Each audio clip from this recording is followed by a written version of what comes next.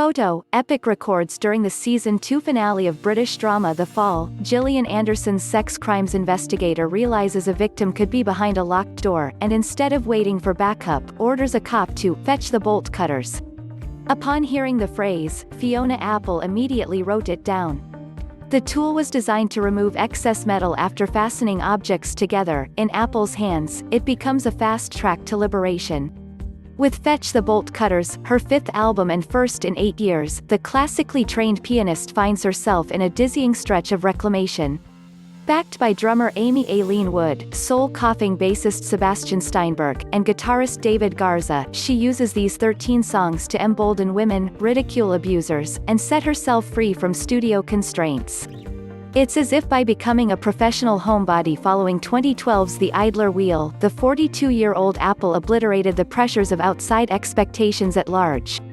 Unquestionably, Fetch the Bolt Cutters is Apple's most intimate album yet, which is really saying something. Scaling back on piano in favor of chant-driven melodies and leaning into live mixing, she rejected traditional studio production on the record, opting instead to control the compositions, recording, and production, what little of it there is, from the comfort of home. Transforming her house into a makeshift bohemian studio, Apple covered windows with tapestries and pushed furniture against the walls to flood the room with instruments, keyboards, upright bass, snares, toms, cymbals, piano, wood blocks, even an engorged timpani. At one point, she used the metal circumference of a miniature trampoline as a percussion instrument while sitting atop it, singing. Without studio trickery, her voice sounds raw and real, morphed by the room's acoustics. Some tracks sound like unfinished demos, minus the plucked strings. Rack of his could be an ardent live recording at a cabaret, which is either a dream come true for fans of the leaked Jon Brion mix of Extraordinary Machine or a potential turnoff for those who loved When the Pawn's studio perfectionism. We played the way kids play or the way birds sing, bassist Steinberg told The New Yorker.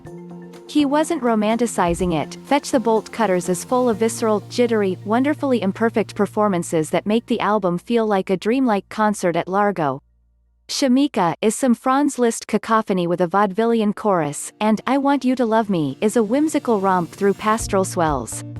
Then there's the album's climax, Cosmonauts, which sounds like friends toying around and falling into a hypnotic rhythm-turned-cathartic breakdown. It concludes with an unbridled scream and Apple whispering hums, as if lulling herself out of a night terror.